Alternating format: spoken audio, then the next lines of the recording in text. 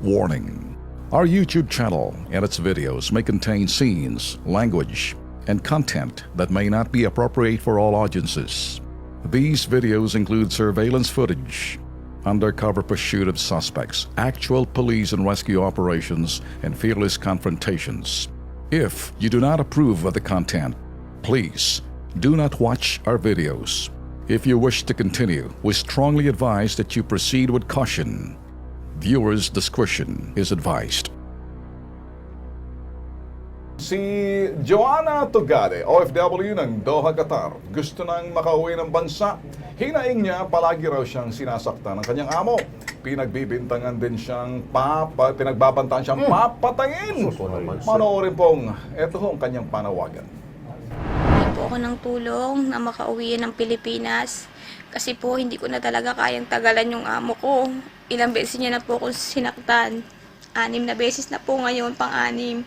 Una po, sinadlak niya ako sa pintuan. Nung tinangka kong lumabas, pinadlakan niya ako.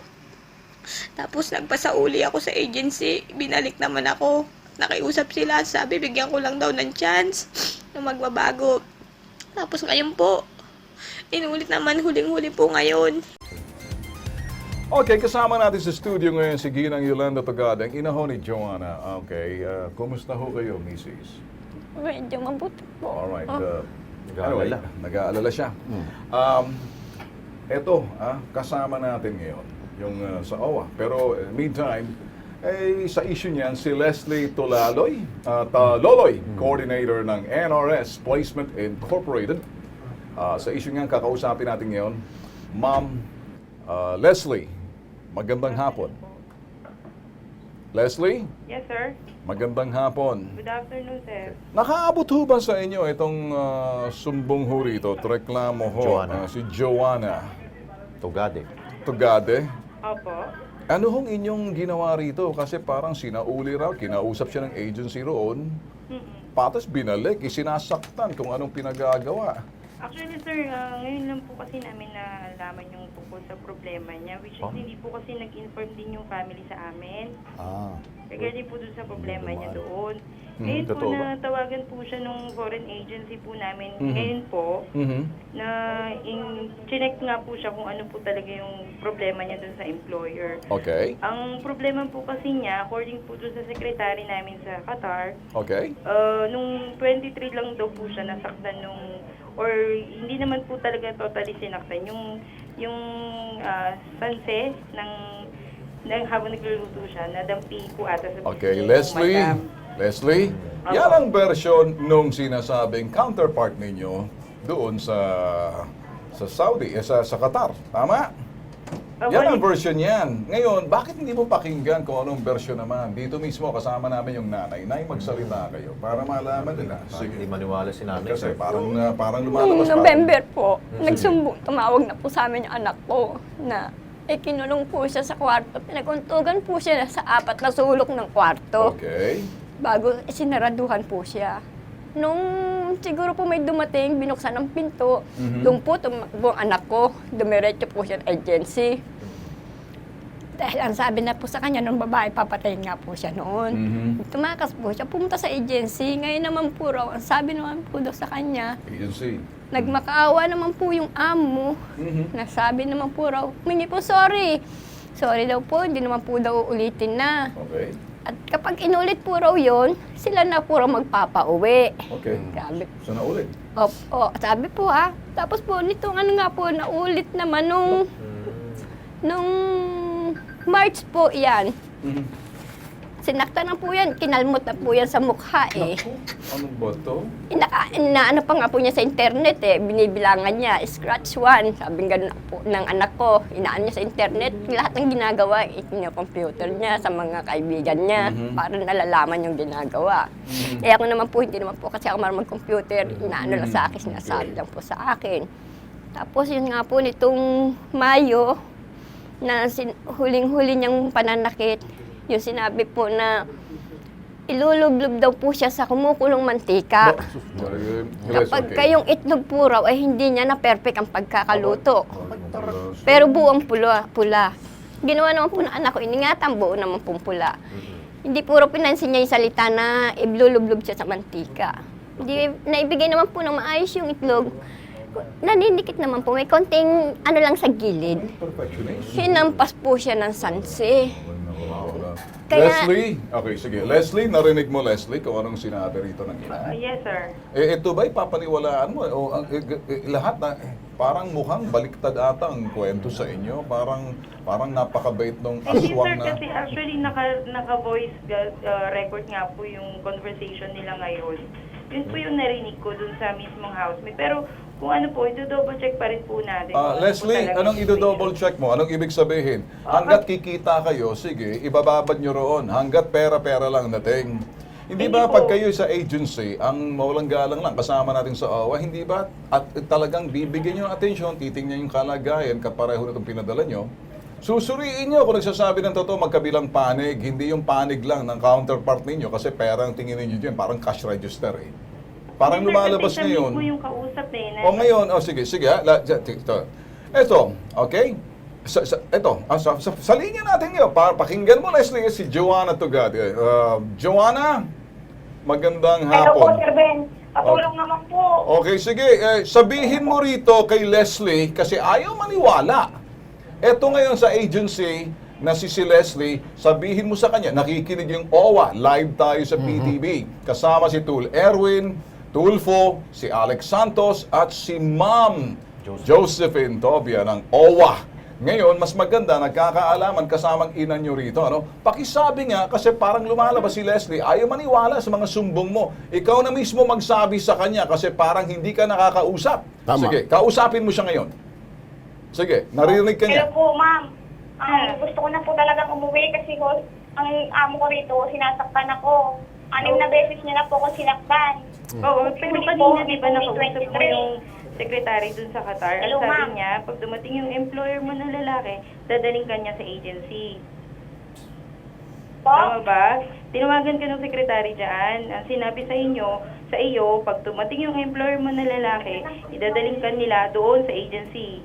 Tama ba? Ano po?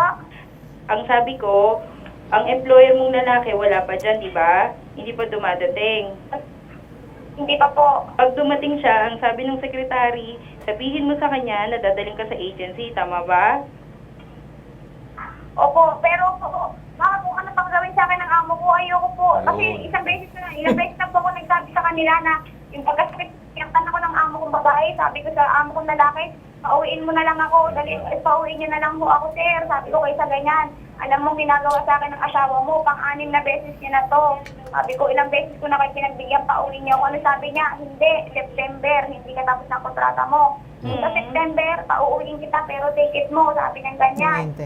Kaya po, malabo po yun. Malabo po yan. May June. Alright, Leslie at saka Joanna, okay, pakinggan natin. Ito, Leslie, makinig ka ha. Buksan mo ang tainga mo ng maayos para marinig mo ang sasabihin ng taga-OWA si Ma'am Josephine Tobia. Ito'y para malaman mo kung anong mali. Okay, Ma'am, take it away. Ma'am Josephine. Yes. Yung mga katulad ninyong agency, Leslie, dapat sa unang sumbong pa lang ng worker, ini-interview nyo mabuti at naka-6 na sakit na pala yung pananakit ng amo eh. Ano bang hinihintay natin? You don't have to verify anything. Tingnan nyo ngayon na naisumbong pa kayo. Eh, talagang negligence from your end. Na ganun po yung So, nangyari. you have to, you cannot justify anything doon sa sinasabi ninyo. Kasi, maliwanag na ang bata ay sinasaktan ng amo. You don't even have to say that you'll wait for the amo na lalaki. Anong ginagawa ng foreign recruitment agency partner nyo dyan? You have to get the worker from the place ng amo to avoid further damage, no? So, kung ako sa'yo, pasundo mo na yung bata, dalhin doon sa inyong FRA office at isettle nyo doon lahat ng problema. Hindi po, ma'am. Okay? Yes, ma'am. Leslie, may dadagdag lang ako. Si Erwin Tulfo ito. Ma'am, Yeah. Leslie, Yes, sir. iuwi nyo na yan, kausapin nyo yung foreign agency nyo, yung FRA, na kung tawagin. Opo. Sabihin nyo na gusto nyo nang iuwi yan. Kaya ano pang kisihod ang palusot nila, ha? ayaw ho ni nanay, nung nanay ni Joanna, na iuwi yung kanyang anak, malamig na bangkay o matigas Wag na. naman. Iuwi ang anak na yan, kompleto pa yung mga kamay, daliri, Ayan. nakakapagsalita pa, Yan. iiyak pa, matutuwa pa, nakakatawa. Sir, hindi Hindi naman yung natin ipapadaan pa sa ganun. Ayun na nga. Diba? Kaya nga, Ayaw naman din natin mangyari sa kanila. right. Yeah. So kaya nga, sinasabi ko, pagbaba natin ang telepono, tawag na dahil maaga pa sa Okay, Saudi sir, ngayon. wala pong Sa, problema. sa Dubai. Okay, At so gusto ito, namin okay. makita yan dito. Okay, si Ito, Alex. Okay. isa lang sasabihin ko dito. Okay. Leslie, kayo naman bilang Filipino agency, Yeah. sana naman panigan naman ninyo yung ating kapwa Pilipino. Yeah. Wag yung pakinggan yung inyong counterpart doon. Pwede kasi kayong bilugin ang utak ninyo, Durobo. dyan, ulo ninyo, na kunyari walang nangyayari. Pero ang ating pong kababayan na naipit dyan, sana naman baguhin ninyo yung pagtrato sa ating mga kababayan. Yun lang. Okay po, sir. Okay. Okay. Narinig mo, Leslie? Hindi ka sir. namin tinatabla. Si Alex mismo. Yun. Siya, ito'y talagang mabait to. The boy next door, kung makipag-usap sa'yo. Kaming dalawa ni Erwin, iba. Alam mo yung si Ma'am Josephine. Ma'am Leslie, Mabait. baka gusto mo, after magawa natin ang paraan to, pa-picture ka sa amin. Ayos sa amin yan. Okay. pauwiin mo Picture dito. muna kapag pauwi mo muna. muna. Pwede ba, Leslie? Yan na po namin, sir. Yun. Tawagan po namin. Ayan. Okay. Sige. Okay. Okay. Okay, si ano, kasama natin si yung complainant natin, si Joanna. Joanna, nandiyan ka pa? Opo, sir. Opo, nandito Okay, pa po ako. okay. Relax ka lang, Joanna, ha? Okay? At may magagawa rin, ito'y uobligahin. Pero ma'am, ako'y papasa ko sa iyo, Ma'am Josephine. Yes. Para ma-obligate talaga, ano ho talagang parang sa akin with imposition. Talagang ini-impose na natin. Kasi parang masyado nang dinanas na yung sakit eh. 6 na beses na eh. 1 is enough, 2 is much, 3 is danger, 4 is poison. Yeah. 5 is something that Yes, can yes, kill a yes. person. 6, tapong ko sila doon sa Lanao. Well, in the first place, dapat pag dumating itong si Joanna, mag-file na siya ng complaint. Ayo. Ng pagpapabaya sa kanya Negligence. ng negligence dun sa kanyang agency kasi 6 times. Ano ba hihintayin nila times Tama. 2? Anyway, ma'am, siguro, ganun na rin. I-refer na rin namin sa inyo para Definitely. matutukan po at makauwi Alright. na maaga. Noted na yung NRS. Okay na sila. Relax ka lang. Okay na tayo rito kasi si Ma'am Joanna, lagi natin Nandito, kasama. si Ma'am Josephine. Si Ma'am Josephine, nakuha. Kasi po, baka mailublob pa siya sa Hindi tubig na. sa kumukulong Lulub-lub na mantika. ba talagang? Huwag ka na.